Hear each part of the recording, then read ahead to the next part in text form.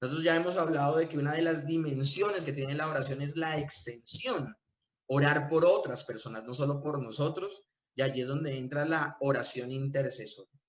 Y leyendo el pasaje, ya habíamos hablado hasta el verso 21.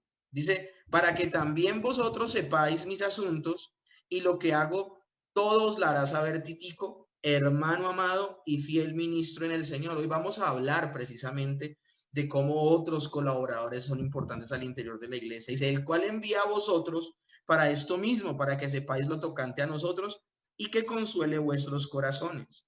Paz, y esto de consolar los corazones, Titico, que era un oficial de la iglesia, eso es importantísimo, mis hermanos.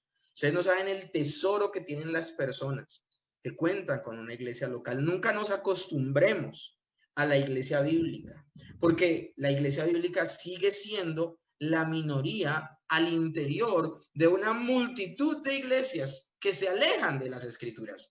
Entonces, si ustedes gozan de una predicación expositiva, si gozan de una enseñanza bíblica, si gozan de una iglesia que es ortodoxa en sus principios, mis hermanos, siéntanse altamente privilegiados. También dice el apóstol Pablo, paz sea a los hermanos y amor con fe de Dios Padre y del Señor Jesucristo.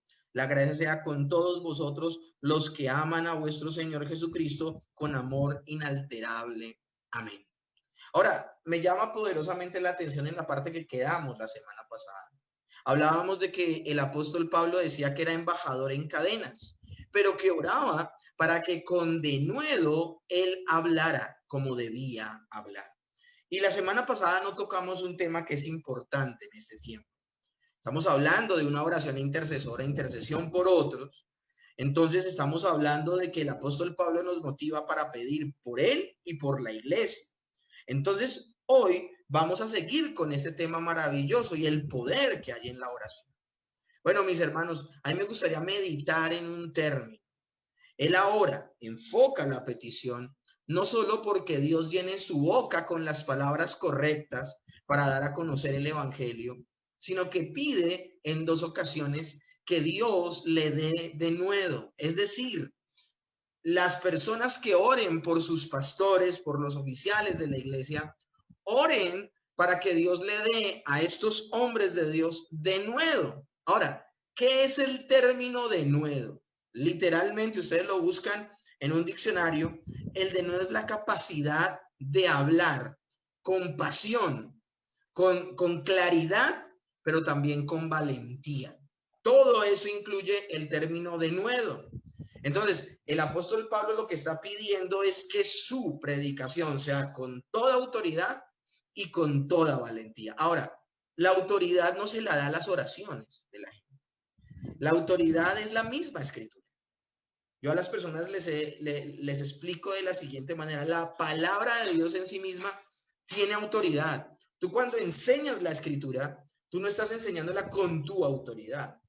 A ti te ha sido delegada una labor por el Señor, ya seas un oficial o seas un miembro nominal de la iglesia, cuando predicas, porque la labor de predicar es de todos. Lo que pasa es que los oficiales de la iglesia se entregan con todo su ser al estudio, a la oración de la palabra para poderlo hacer muy bien, porque se van a dedicar toda la vida para eso. Pero todo creyente debe hacerlo. Ahora, lo interesante es que cuando tú hablas la palabra de Dios, la misma palabra de Dios tiene autoridad.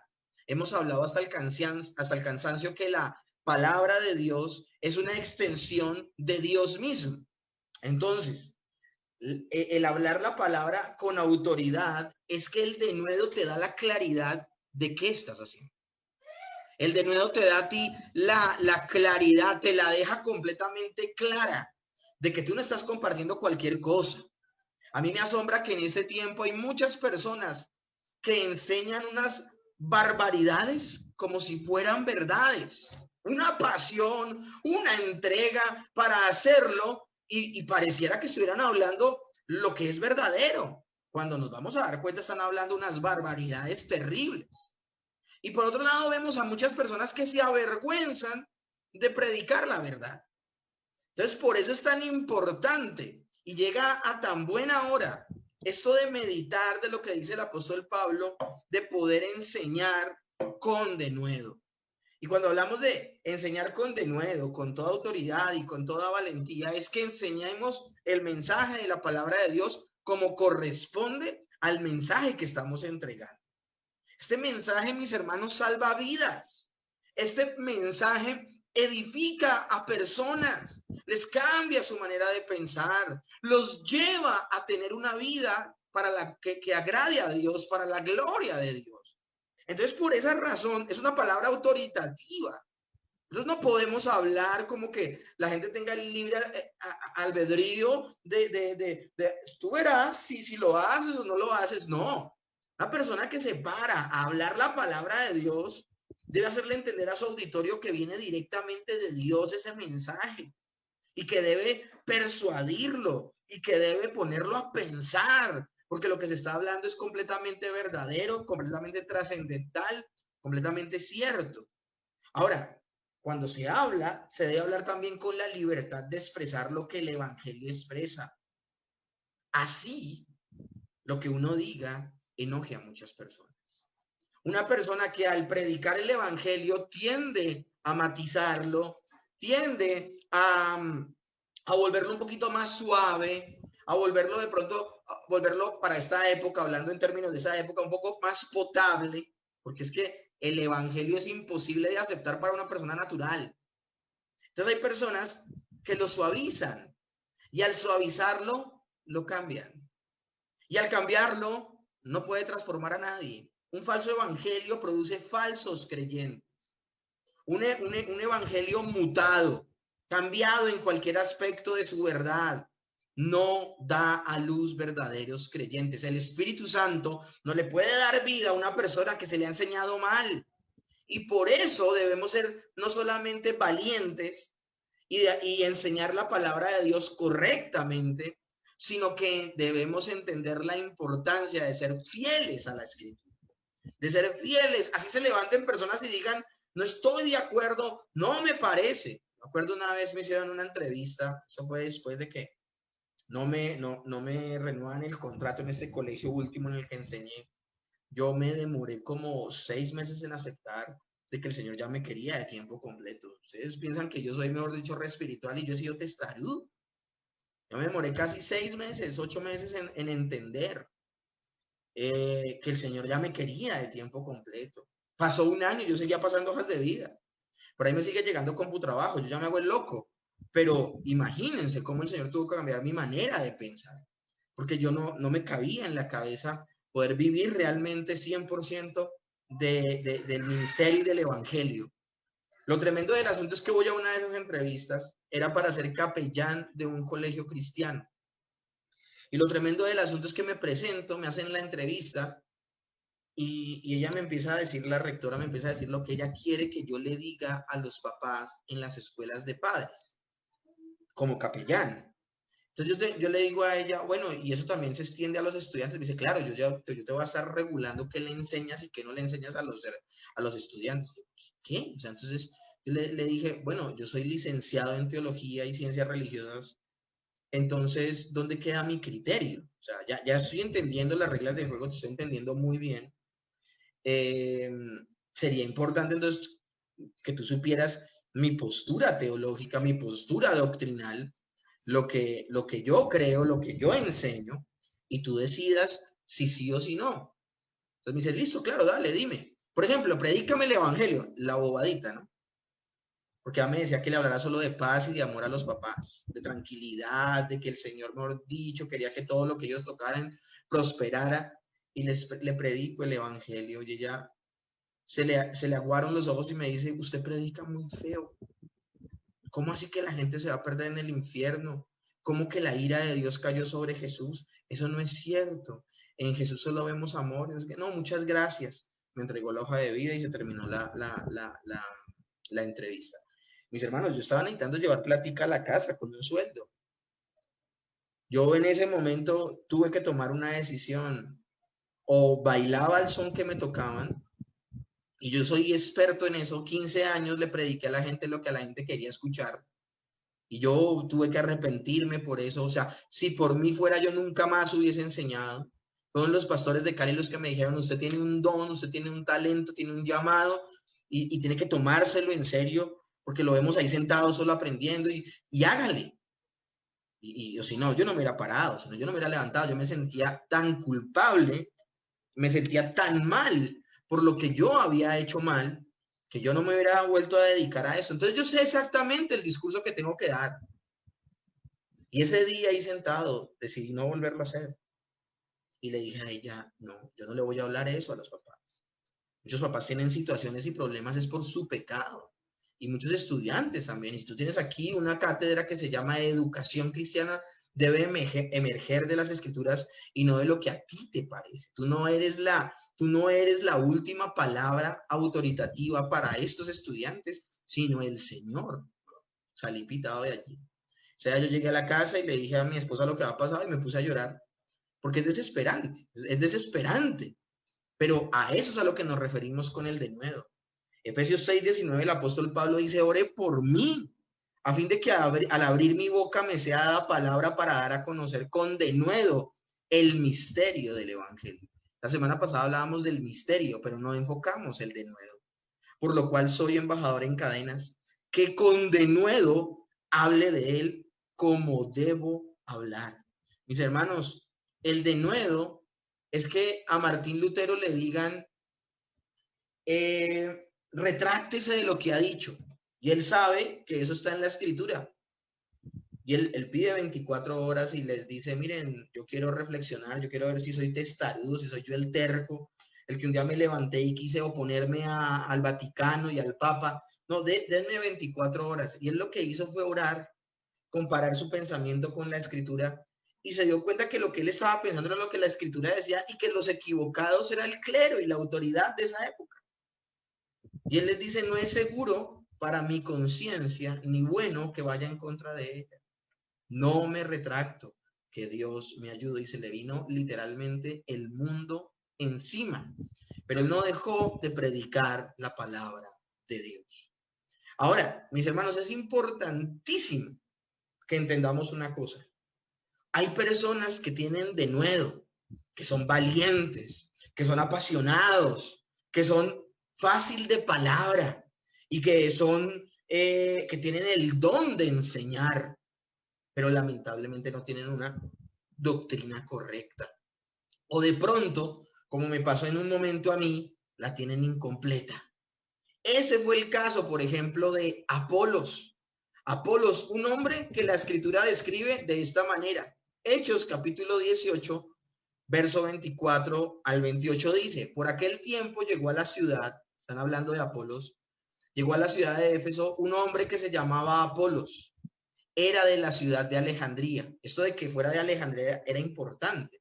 En Alejandría, eso estamos hablando de África, en Alejandría existía la biblioteca más grande del mundo conocido hasta ese momento. Era un lugar cultural muy fuerte como en su momento lo fue Atenas. Entonces no era cualquier persona, era una persona preparada, una persona docta. Y dice la escritura, era de la ciudad de Alejandría y sabía convencer a la gente con sus palabras, pues conocía mucho de la Biblia. Ahora, dice mucho, no todo. Apolo sabía también algo acerca de Jesús, eso es importante. Y hablaba con entusiasmo a la gente y le explicaba muy bien lo que sabía acerca de Jesús. Esta es una versión en lenguaje sencillo. Esta no es ni la Reina Valera ni la nueva versión internacional, pero me encantó esta versión y por eso la escogí. Y hablaba con entusiasmo a la gente y le explicaba muy bien lo que sabía acerca de Jesús. Sin embargo, conocía solamente lo que Juan el Bautista había anunciado. Un día Apolos, confiado en sus conocimientos, comenzó a hablarle a la gente que estaba en la sinagoga. Pero cuando Priscila y Aquila lo escucharon, lo llevaron a su casa y le explicaron de forma más clara y directa el mensaje de Dios. De forma más clara y directa el mensaje de Dios. Como Apolos quería recorrer la región de Acaya, los miembros de la iglesia escribieron una carta a los cristianos de la región para que fuera bien recibido por todos. Cuando Apolos llegó a Acaya, miren ahora cómo predica, miren el cambio que hubo de antes a después. Dice que hablaba con entusiasmo a la gente y le explicaba muy bien lo que sabía acerca de Jesús, pero dice que Apolos sabía también algo acerca de Jesús, no algo exacto. Pero luego de que Priscila y Aquila, una pareja, unos esposos, esto sucede y es muy importante que se narre esto, luego de que ellos tienen esta conversación con Apolos, miren lo que sucede. Cuando Apolos llegó a Acaya, ayudó mucho a los que, gracias al amor de Dios, habían creído en Jesús. Apolos se enfrentaba a los judíos que no creían en Jesús y con las enseñanzas de la Biblia les probaba que Jesús era el Mesías. Ahora, cuando la escritura nos habla aquí de que con las enseñanzas de la Biblia comprobaba que Jesús era el Mesías, está hablando solo del Antiguo Testamento. En este momento el Nuevo Testamento no se ha escrito. Él está demostrando a través del Antiguo Testamento que en la persona de Cristo se cumplieron todas las promesas. Y esto es importantísimo y esto es maravilloso. O sea, que hubo un antes y un después. No es solo importante tener el denuedo, sino que también es importante tener una sana doctrina a la hora de enseñar. Es importantísimo gozar de una sana doctrina al enseñar. El encuentro entre Apolos, Priscila y Aquila tuvo lugar después de que Pablo salió de Éfeso, en el capítulo 18, verso 21, y antes de su regreso, en el 19:1. En ese intervalo se había iniciado una iglesia probablemente debido a la influencia de Aquila y de Priscila. A esa iglesia llegó el carismático Apolos, procedente de Alejandría, como lo leía en el verso 24, que estaba en el norte de África. ¿Y qué sucedió? Sencillamente Priscila y Aquila lo toman y le enseñan más exactamente la palabra de Dios.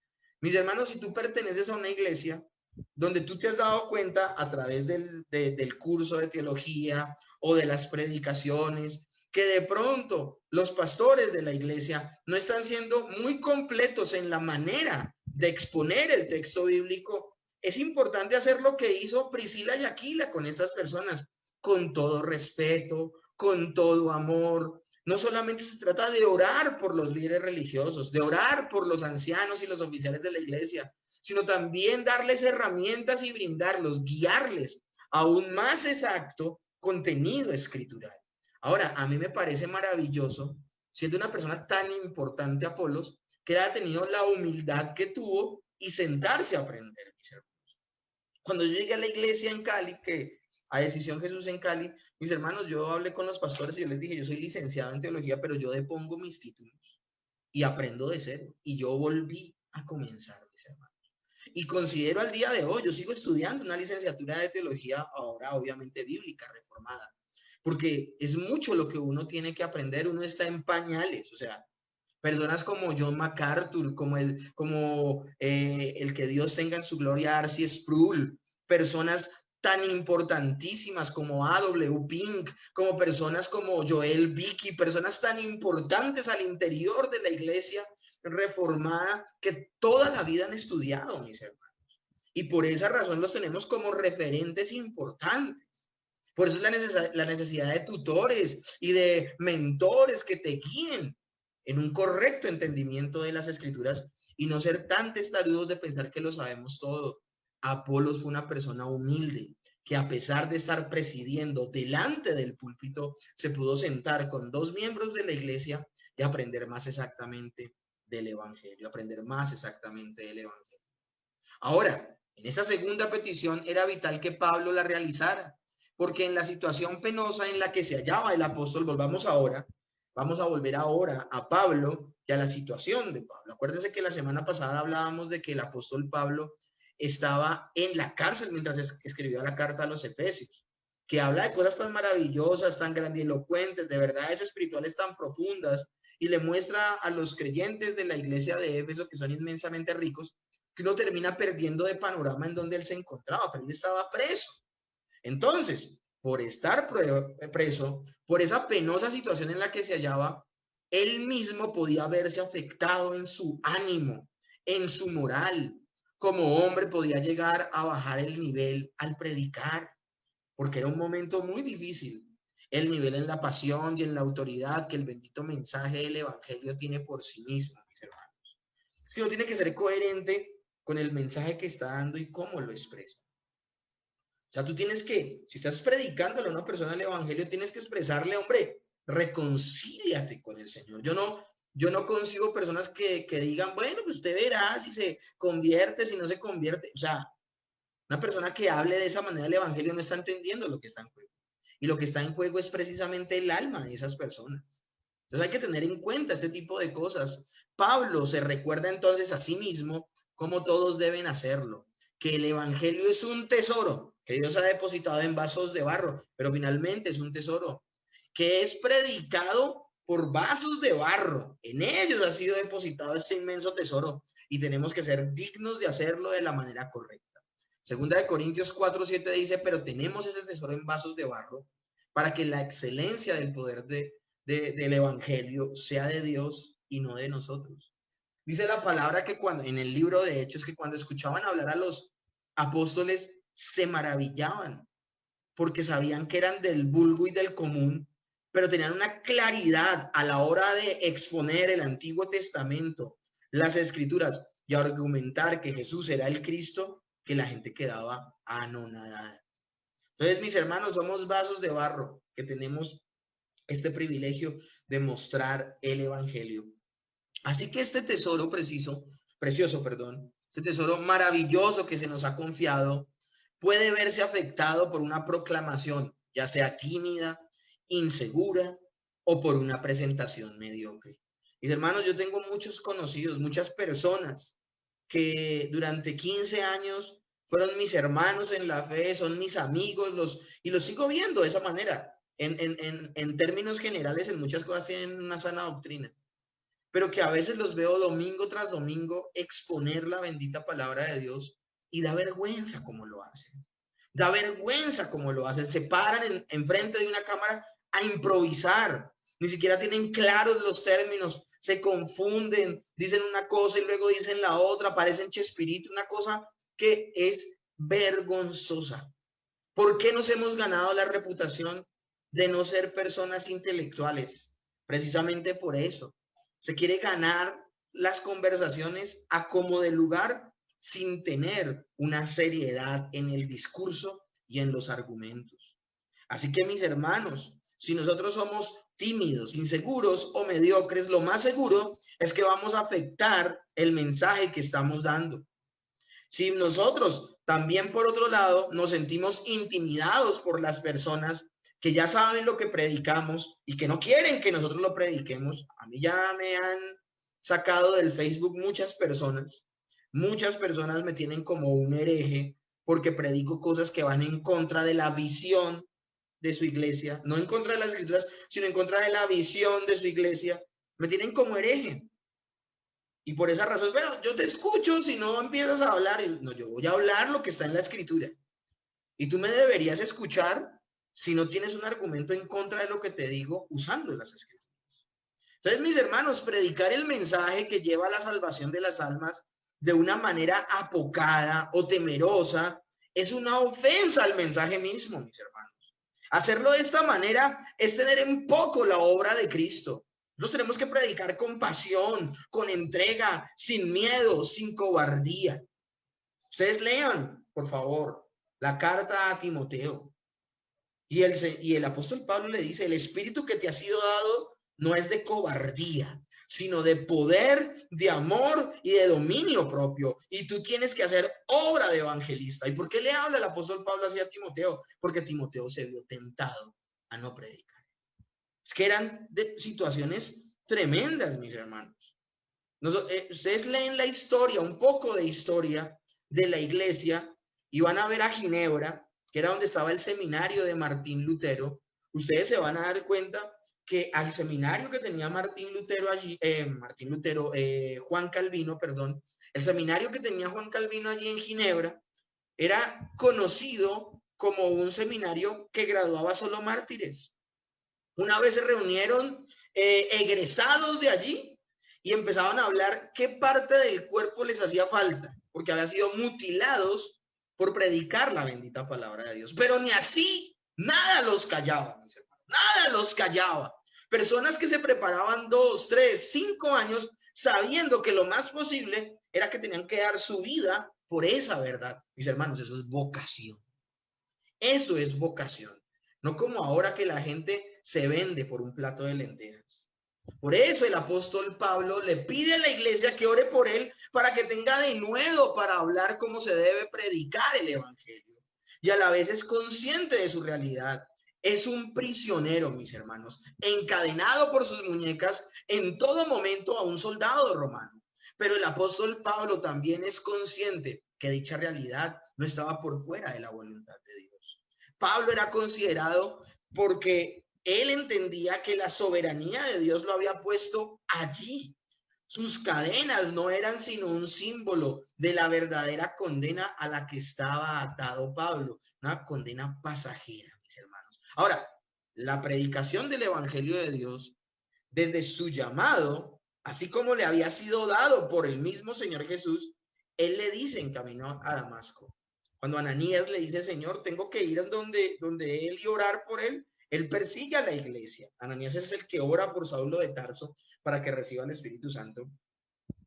Y él como que reconviene al Señor Jesús que se le está apareciendo. Imagínense uno reconvenir a una aparición del Señor Jesús. O sea, imagínate el terror que producía Saulo de Tarso a los creyentes.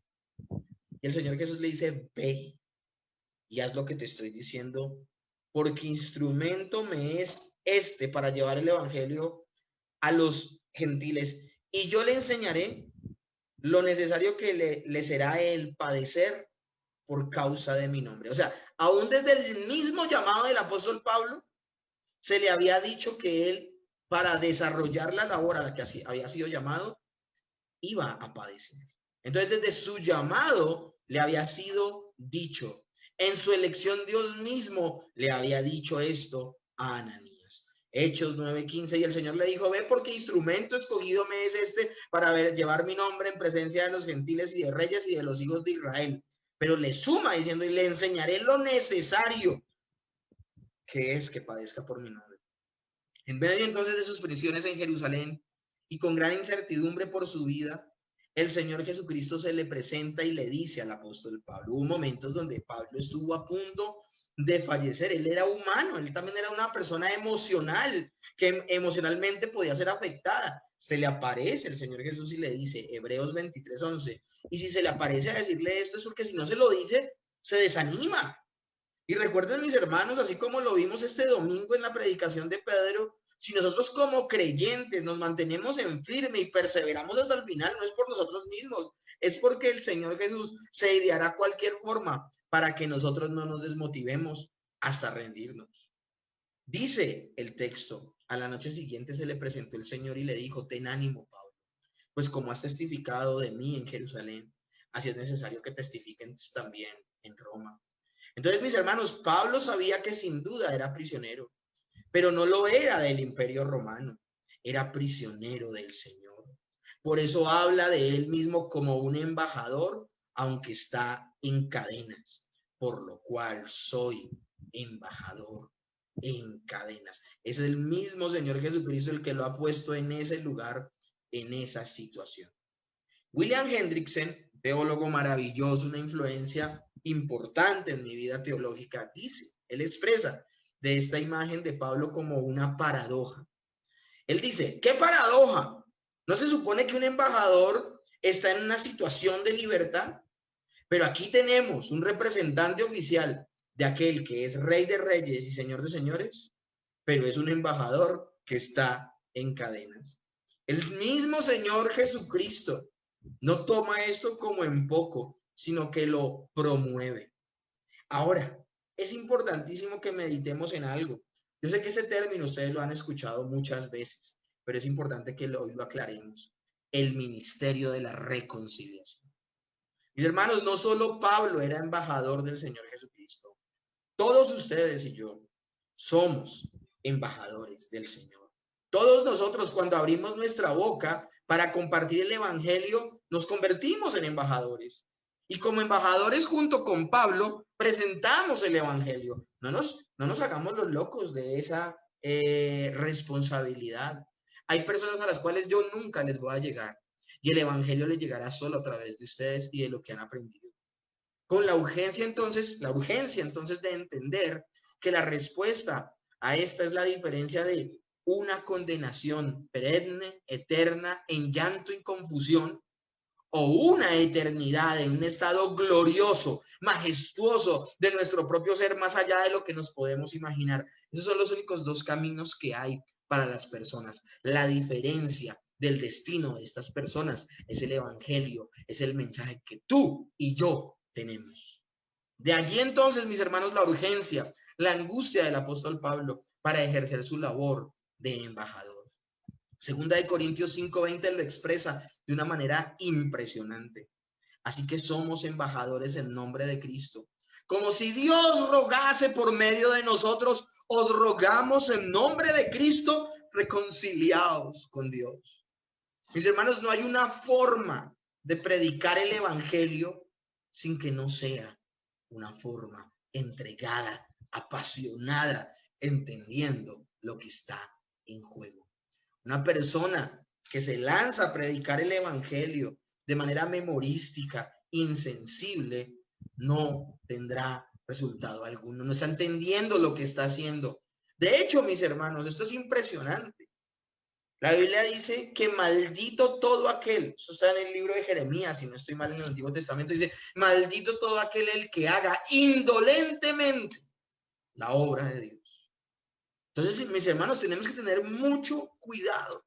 Tenemos que tener mucho cuidado. Ahora, Pablo no quería, mis hermanos, pasar ninguna oportunidad, aunque estuviese encadenado como estaba un soldado romano todo el día.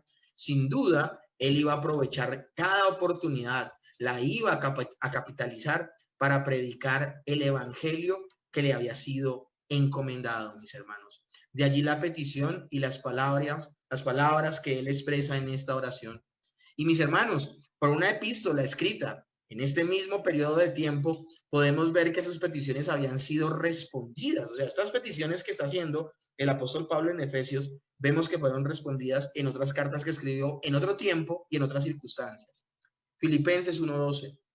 Quiero que sepáis, hermanos, que las cosas que me han sucedido han redundado más para el progreso del evangelio, de tal manera que mis prisiones se han hecho patentes en Cristo en todo el pretorio y a todos los demás. Y la mayoría de los hermanos cobraron ánimo en el Señor con mis prisiones. Se atreven muchos más a hablar la palabra sin temor.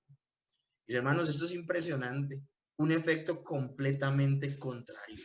Y Filipenses 4:22 dice, todos los santos os saludan, especialmente los de la casa de César. Fue impactado, escúchenme bien, el mundo romano y sobre todo ese pretorio del que estaba hablando. Y también la casa de César había sido impresionada profundamente por las enseñanzas del apóstol Pablo, obviamente en esa época contemporánea del apóstol Pablo. Entonces, mis hermanos, dos peticiones que inquietan a Pablo, que Dios le diera las palabras que debía hablar y que Dios le diera la capacidad, la autoridad, el denuedo con que debía hablar. Que Dios nos permita tener esa misma inquietud, mis hermanos, y que nos permita ser conscientes de esas necesidades que el apóstol Pablo expone. Pablo finaliza la epístola señalando a Tíquico, un hermano fiel llamado, que él le ha entregado la carta para que él la lleve, pero que también con ella consuele a las personas de allí. Y quien también consolará los corazones al exponer la condición en la que se halla Pablo, que aunque difícil, es firme en el Señor. Hoy quiero finalizar con esto. ¿Cómo orar ahora por la iglesia? Porque Pablo también pide que oren por la iglesia local. Desde el verso 21 dice, para que también vosotros sepáis mis asuntos y lo que hago. Todo os lo hará saber Tíquico, hermano amado y fiel ministro en el Señor, el cual envía a vosotros para esto mismo, para que sepáis lo tocante a nosotros y que consuele vuestros corazones. Pase a los hermanos y amor con fe de Dios Padre y del Señor Jesucristo. Y miren cómo termina eso impresionante. La gracia sea con todos los que aman a nuestro Señor Jesucristo con amor inalterable. Amén. Ya me voy a comenzar por el final. Un verdadero creyente jamás dejará de amar al Señor Jesucristo. Su amor por el Señor Jesucristo, su amor por Dios es un amor inalterable. Esto es impresionante, esto es importantísimo. Él le está escribiendo a creyentes, no le está escribiendo a supuestos simpatizantes, le está escribiendo a creyentes, mis hermanos. Esto es importantísimo. Nosotros tenemos como principio una verdad absoluta.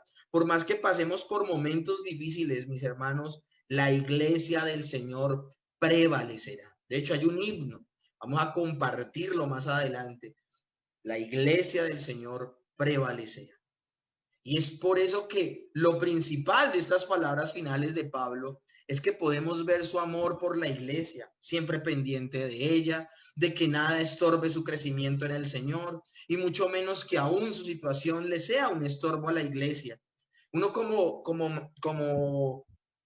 pastor de una iglesia, como presbítero, como oficial de la iglesia, uno a veces se abstiene de hablar sus situaciones, sus luchas, sus momentos difíciles con otros hermanos de la iglesia, y más bien lo hace con los pastores. ¿Saben por qué?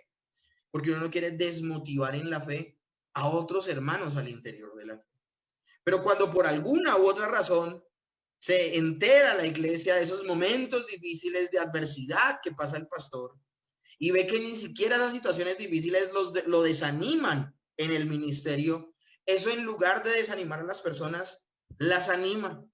Entonces, de que nada estorbe el crecimiento en el Señor, y mucho menos que aún su situación estorbe, es por eso que no solo les envía esta carta, sino que, porque él pudo haber enviado la carta por un mensajero y ya, sino que con la carta envía a uno de los hombres más importantes para la obra que él tenía a la mano, que era Tíquico. Ahora él tiene la misión de consolar a los hermanos en torno a lo que vive el apóstol Pablo. Esto es importantísimo. Mis hermanos, nunca la congregación podrá ser virtual. Nunca, nunca. Es importantísimo compartir unos con otros. Es importantísimo que cuentes con otras personas que te aventajen en la fe cuando tengas luchas y momentos difíciles. Es importantísimo, mis hermanos. Yo trato de llamar a las personas, de estar pendiente. Obviamente, no todo el tiempo. Yo no soy de los que me la paso visitando casa por casa, pero sí estoy pendiente de las personas y trato de que cuando sea necesario poder estar allí y poderles, aunque sea con un Dios te bendiga, Dios te guarde, una oración, o a veces cuando otros hermanos aún Dios les ha movido a colaborarles a otros con mercado o con finanzas, también lo hemos hecho demostrando que las necesidades de los miembros de la iglesia son importantes para nosotros. Cada vez que vemos una persona mes a mes con una situación difícil en la iglesia, tratamos de ayudarles en esos aspectos.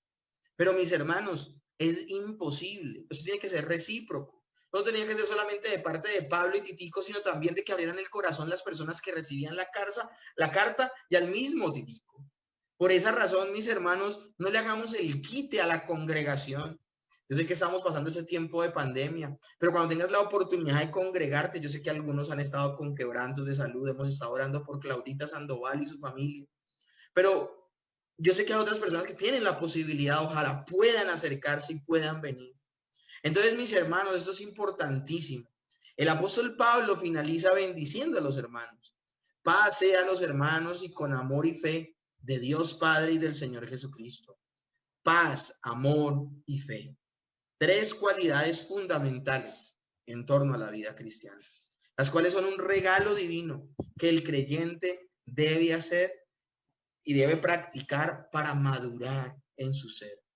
Paz, amor y fe. Ahora, esto es impresionante, mis hermanos. Estos tres son fruto del Espíritu Santo. Y el fruto del Espíritu Santo, si ustedes lo numeran, son 9 características. Y eso es impresionante, 3 características que hablan de nuestra relación con Dios, de nuestra relación consigo mismo y de la relación de nosotros con los demás. O sea, cómo el fruto del Espíritu Santo permea todas nuestras relaciones, ya sean las verticales con Dios, ya sean las de nosotros mismos o las relaciones horizontales con los demás. Finalmente, Efesios 6:24 dice, la gracia sea con todos los que aman a nuestro Dios Jesucristo, a nuestro Señor Jesucristo con amor inalterable. Amén y amén. Ya mencionaba esto antes de leerlo y es importante, mis hermanos, repetirlo. Un amor que una vez presente jamás desaparecerá, jamás perecerá. Entender que nuestro amor por el Señor no dejará de ser, es vital en nuestro caminar. De hecho, la Biblia habla de que 3 cosas permanecen: la fe, la esperanza y el amor. Dice 3 de ellas, pero sobre todo el amor. O sea, la prevalencia, la preeminencia, es el subtítulo que le ponen a 1 Corintios 13, la preeminencia del amor. El amor nunca deja de ser. Este amor que nunca deja de ser, porque el Señor nunca nos suelta de su mano. Lo que somos, esos hijos amados del Señor Jesucristo, esos hijos amados de Dios, esos hijos amados de nuestro Señor, esos que hemos sido alcanzados por la mediación de nuestro Señor Jesucristo, nunca dejaremos de ser hijos de Dios. Nunca dejaremos de estar unidos a Cristo. Nunca dejaremos de estar en Cristo. Es un plan divino y eterno. Ustedes leen Romanos capítulo 8 y se van a dar cuenta, los que antes amó, hablando de la eternidad pasada, a estos predestinó, y a los que predestinó a estos llamó, y a los que llamó a estos justificó, y a los que justificó a estos glorificó. El plan de Dios con cada creyente, con cada uno de los verdaderos hijos de Dios, con cada una de las personas que han depositado su fe en el Señor Jesucristo, es desde la eternidad pasada hasta la eternidad futura, y nadie caerá de la gracia, mis hermanos. Pero este camino es un camino difícil, que es importantísimo que lo podamos vivir en comunidad como iglesia, y por eso es tan importante que oremos los unos por los otros, mis hermanos. Amén.